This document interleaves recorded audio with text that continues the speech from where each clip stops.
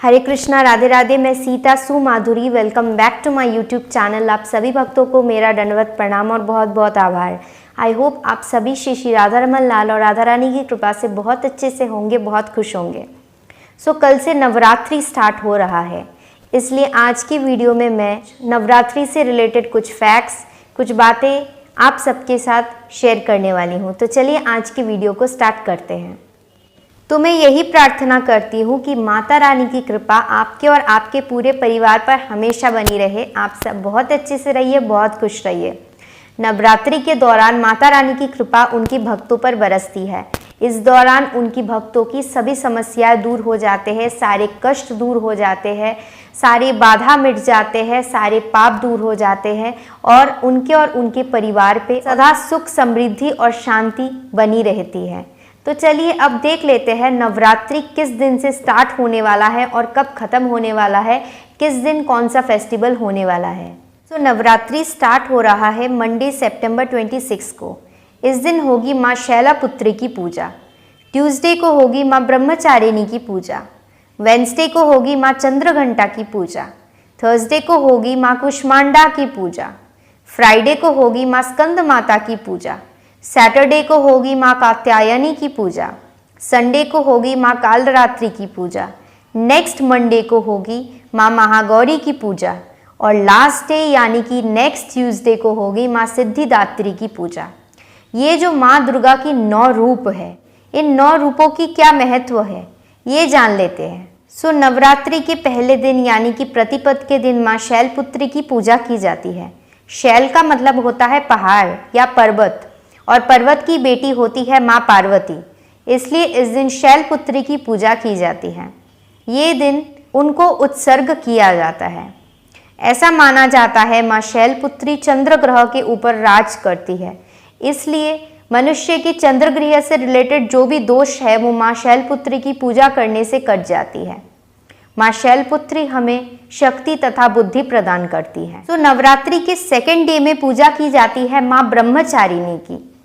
माँ ब्रह्मचारिणी आध्यात्मिक ज्ञान की स्वरूप है। वो हमारे अंदर से क्रोध को दूर करती है। माँ ब्रह्मचारिणी नंगे पैर रहती है और उनके दाएं हाथ में जपमाला होता है और उनके बाएं हाथ में कमंडल होता है और वो अपने भक्तों की सुरक्षा करती है, उनका क्रोध दूर करती है, उनको अच्छा भाग्य प्रदान करती है, उनके रास्ते में जितने भी बाधाएं आते हैं उनको वो दूर करती है। वो मंगल ग्रह के ऊपर राज करती है, इसलिए जिनका भी मंगल ग्रह से रिलेटेड कोई भी दोष हो वो माँ ब्रह्मचारिणी की पूजा करने से दूर हो जाती है। नवरात्रि के थर्ड डे में पूजा की जाती है माँ चंद्रघंटा की। माँ चंद्रघंटा माँ दुर्गा की एक स्वरूप होती है जो होती है दशभुजा, यानी कि उनके 10 हाथ होते हैं। वो त्रिनेत्रा भी होती है। उनका एक एक्स्ट्रा नयन जो होता है, एक्स्ट्रा आंख जो होता है वो होता है बुरे शक्तियों से लड़ने के लिए। उनके हाथ में एक चंद्र के शेप में घंटा होता है, इसलिए उनका नाम होता है चंद्रघंटा। उनका मून के साथ, चंद्र के साथ एसोसिएशन ये दर्शाता है कि वो बुरे शक्तियों से लड़ती है और अपने भक्तों को ये साहस प्रदान करती है, ये हिम्मत प्रदान करती है कि वो भी बुरे शक्तियों से लड़े, वो भी बुरे शक्तियों से लड़ने की साहस पाए, हिम्मत पाए। चंद्र यश, सुंदरता और हिम्मत की प्रतीक है, इसलिए माँ चंद्रघंटा अपने भक्तों को सुंदरता, यश और बुरे शक्तियों से लड़ने की हिम्मत प्रदान करती है। नवरात्रि के 4th डे में पूजा की जाती है माँ कुष्मांडा की। माँ कुष्मांडा अपने भक्तों को एनर्जी और वार्मथ प्रदान करती है। नवरात्रि के 5th डे में पूजा की जाती है माँ स्कंद माता की। स्कंद माता यानी कि वो स्कंद या कार्तिक की माता है। वो अपने पुत्र कार्तिक को अपने गोद में रखती है और शेर के ऊपर सवार होती है। वो बुध ग्रह के ऊपर राज करती है, इसलिए उनके भक्त जो उनकी पूजा करते हैं उनका बुध ग्रह से रिलेटेड जो भी दोष है वो कट जाता है। ऐसा माना जाता है कि वो अपने भक्तों को यश, समृद्धि और साहसता से भर देती है। वो अपने पुत्र कार्तिक का भी आशीर्वाद अपने भक्तों पर बरसाती है। नवरात्रि के 6th डे में पूजा की जाती है माँ कात्यायनी की। ऐसा माना जाता है कि ब्रज की गोपियों ने भी कात्यायनी व्रत रखा था कृष्ण को पति के रूप में पाने के लिए।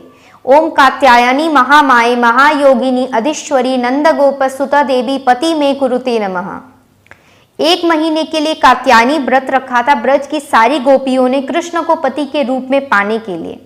ऐसा माना जाता है कि माँ कात्यायनी हमें अच्छा वर प्रदान करती है, इसलिए जो भी कन्या अच्छा वर पाना प्राप्त करना चाहती है, एक भक्त, एक कृष्ण भक्त को अपनी वर के रूप में पाना चाहती है, अपने पति के रूप में पाना चाहती है, और जो जन्मों जन्मों के लिए जो हमारी असली पति है कृष्ण, उनका प्रेम प्राप्त करना चाहते हैं, वो माँ कात्यायनी की पूजा जरूर करें। नेक्स्ट डे पूजा की जाती है माँ कालरात्रि की।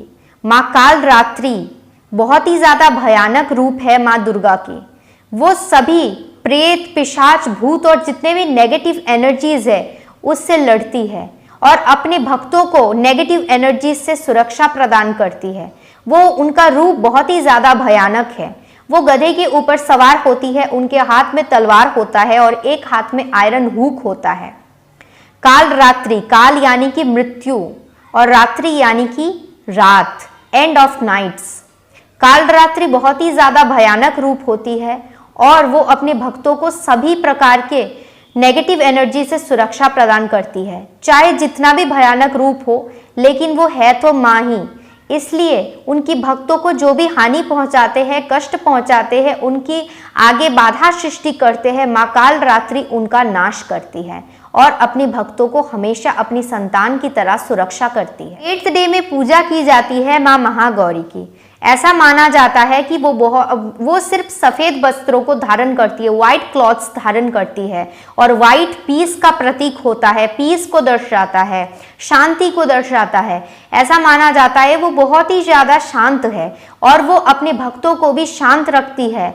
उनकी भक्त के जितने भी प्रॉब्लम्स होते हैं, उनकी भक्त के जितने भी बाधाएं उनके सामने आते हैं, कोई भी समस्या आती है, माँ महागौरी उनकी समस्याओं को दूर कर उनको शांति प्रदान करती है, उनको पावर देती है, उनको हिम्मत देती है, उनको रिलीफ देती है।